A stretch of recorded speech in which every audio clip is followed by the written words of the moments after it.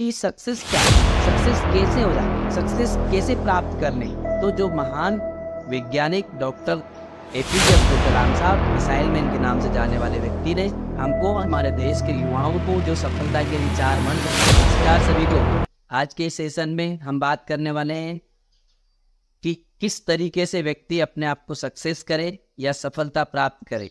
मैं देश के पूर्व राष्ट्रपति missile man doctor APJ Abdul Kalam साहब ने हमारे देश के युवाओं को, देश के भविष्य को, देश के नागरिकों को सफलता के लिए कुछ मंत्र दिए थे।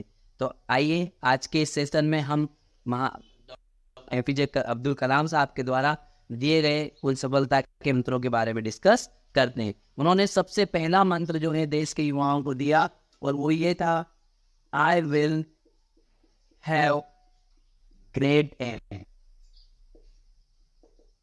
पहला जो मंत्र दिया डॉक्टर एपीजे अब्दुल कलाम साहब ने वो था, I will have great aim. Great aim से क्या समझते? लक्ष्य क्या? लक्ष्य बड़ा। बड़ा क्या? ऐसा लक्ष्य बनाएं जो एक बार आपने निर्धारित कर लिया कि मुझे मेरा करियर इस फील्ड में बनाना है, मुझे वहाँ जाना है, ये ही करना है। ऐसा नहीं कि हम लोग आए दिन देखते हैं कुछ बच्चे कभी पटवारी की तैयारी करना स्टार्ट कर देते हैं, कभी सीआरपीएफ की, कभी एमपी पुलिस की, कभी आर्मी में जाने की। कभी कुछ बच्चे जो है कि मैं पीएससी कर रहा हूँ, वो तुरंत जाकर के दिमाग में आनंद आनंद में फटाफट टाइम टेबल सेट करता है, कॉपी पे लिखता है और मैं पीएससी की कोचिंग ज्वाइन कर रहा हूँ। 10 दिन 20 दिन 25 दिन पढ़ता है, फिर वो दिमाग उसका डाइवर्ट हो जाता है। फिर किसी दोस्त ने बोल दिया चल तू तो दिल्ली चला जा, दिल्ली जा करके मैं तो यूपीएससी करूँगा।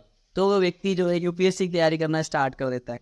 मीन्स उसका लक्ष्य जो है वो प्रॉपर नहीं है, या यूँ कह सकते हो कि जो उसके गोल है, या तो उनको शॉर्ट टर्म गोल बोल सकते हैं या लॉन्ग टर्म गोल बोल सकते हैं। डॉक्टर एपीजे अब्दुल कलाम साहब ने जो I will have great aim ये कहा, इससे ये मतलब था कि मेरा एम बहुत बड़ा होगा, एम बहुत शुद्ध होगा, पवित्र होगा, बड़ा होगा, और जो मैंने डिसाइड कर लिया वो मैं करके ही रहूँगा। तो मतलब ये है, कुछ लोग बोलते हैं ना कि गोल दो प्रकार के होते हैं, एक शॉर्ट टर्म गोल होता है, एक लॉन्ग टर्म गोल होता है। लॉन्ग टर्म आपका बड़ा गोल, जो आप पाना चाहते, जहां आप जाना चाहते, उसको आप डिसाइड करके चलिए, के ऊपर आप काम करिए, उसकी प्लान बनाइए और आगे बढ़ते जाइए। फिर दूसरे नंबर पे जो सक्सेस का मंत्र दिया था डॉक्टर कलाम साहब ने, वो ये था, I will continuously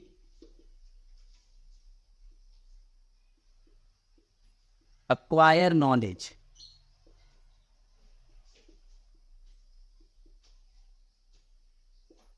I will continuously acquire knowledge। इससे क्या समझे हम लोग कि हम लोग सब पढ़ना चाहते हैं, सब पढ़ते हैं, हर व्यक्ति किताबें पढ़ता है, डिस्कस करता है, मैगजीन्स पढ़ता है, कुछ सब पत्र पत्रिकाएं पढ़ते हैं, अपने क्षेत्र का नॉलेज गेन करता है। अब इसमें हम बात इससे ये समझेंगे कि हम लोगों ने कहावत सुनी होगी, अधजल गगरी छलकत जाए, अधूरा ज्ञान खतरनाक होता है। तो हम हमारी फील्ड का, हमारे क्षेत्र का नॉलेज ज़्यादा से ज़्यादा गेन करेंगे, एक्वायर करेंगे, और उस फील्ड में किसी भी प्रकार का क्वेश्चन उनसे यदि कोई पूछता है, उसको रिप्लाई करने के लिए एलिजिबल बनाएंगे। मीन्स जो कलाम साहब ने बोला कि I will continuously acquire knowledge, मैं हमेशा लगातार नॉलेज को एक्वायर करूंगा, नॉलेज गेन करूंगा, और मेरे फील्ड का मैं अच्छा व्यक्तित्व बनूंगा। कैसे? अब कैसे से क्या, आप चाहो तो जिस फील्ड की आप तैयारी कर रहे हो उसके कई सारे राइटर्स की बुक ले लो। यदि आप बिजनेसमैन बनना चाहते हो तो कई सारे सफल बिजनेसमैन की जीवनी पढ़ें, उनके द्वारा किए गए प्रयोगों को अपने व्यापार व्यवसाय में, बिजनेस में आप अप्लाई करें। या फिर हम छोटा सा उदाहरण देखें, कंटिन्यूसली एक्वायर नॉलेज मीन्स क्या, एक किसान जो होता है वो रोटेशन करता है, वो नॉलेज प्राप्त करता है, किसी बड़े किसान से जाकर के मिलता है। तो हम यदि पीएससी करना चाहते हैं, यूपीएससी करना चाहते हैं, सिविल सर्विसेज की तैयारी करना चाहते हैं, तो उससे रिलेटेड कई सारे लोगों से मिले और हमें कंटिन्यूसली नॉलेज को गेन करना चाहिए, वो बताना चाह रहे थे। इसके बाद जो सफलता का तीसरा मंत्र डॉक्टर कलाम साहब ने दिया, वो ये दिया, I will do hard work.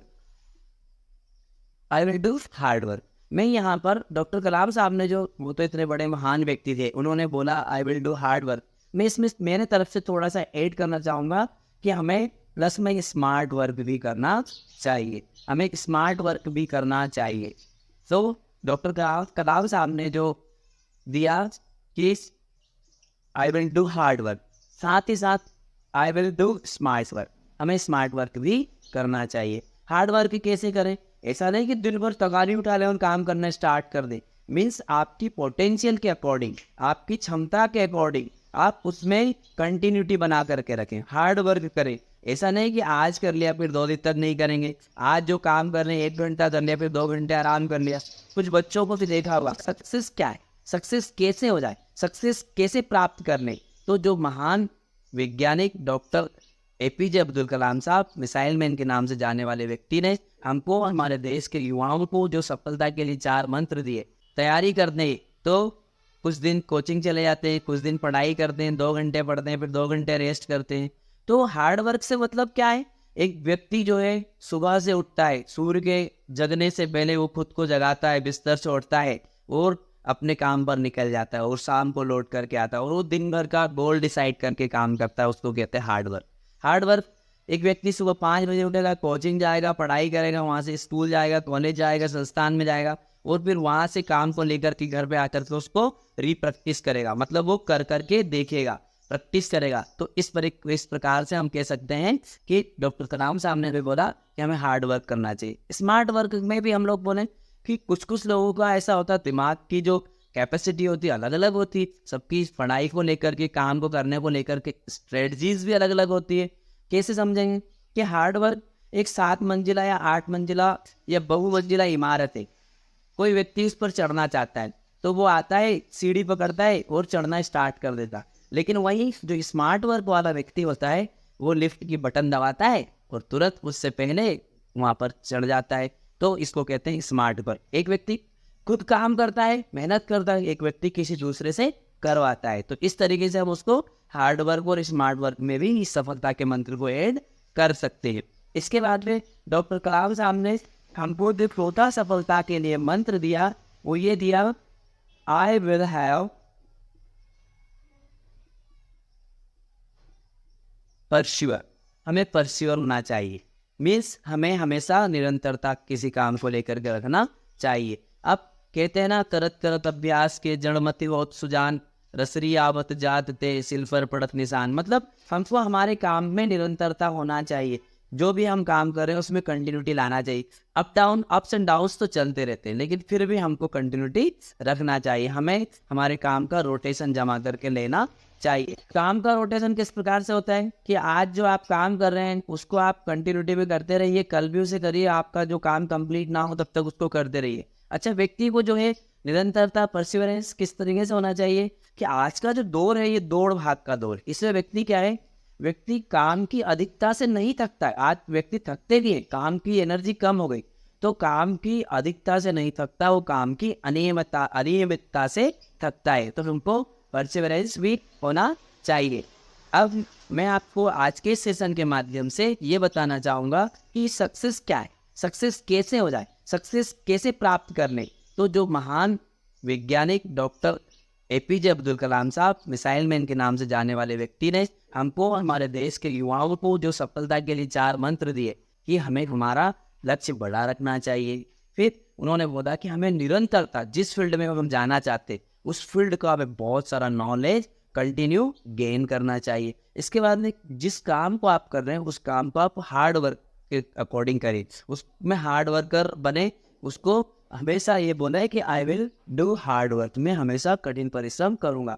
फिर इसके बाद में उन्होंने जो चौथा मंत्र दिया कि आई विल हैव परसिवरेंस, हमें परसिवरेंस रखना चाहिए। यदि कोई भी व्यक्ति, चाहे स्टूडेंट हो, चाहे बिजनेसमैन हो, चाहे कोई नेटवर्कर हो, चाहे एक किसान, यदि इन चारों बातों को अपने जीवन में अमल करता है, अपने कार्यों में इनको फॉलो करता है, तो निश्चित रूप से मैं गारंटी लेता हूँ वो सफल होगा और सफल होकर के देश में अपना नाम कमाएगा और अपने माता पिता का नाम भी वो आगे बढ़ाएगा। उम्मीद करता हूँ आज का मेरा ये वीडियो आपको अच्छा लगा होगा। यदि आपको वीडियो अच्छा लगे तो लाइक ज़रूर करें और अपने दोस्तों को अपने ग्रुप्स में शेयर करें और कमेंट्स करके कमेंट्स बॉक्स में ये लिख करके बताएं कि ये वीडियो कैसा रहा। यदि अच्छा लगा तो हमें बताएं और किस तरीके से आपके लिए एक अच्छा वीडियो लेकर के आऊँ और उससे आप अपने जीवन में बदलाव ला सकें। इन्हीं प्रयासों के साथ बहुत बहुत धन्यवाद।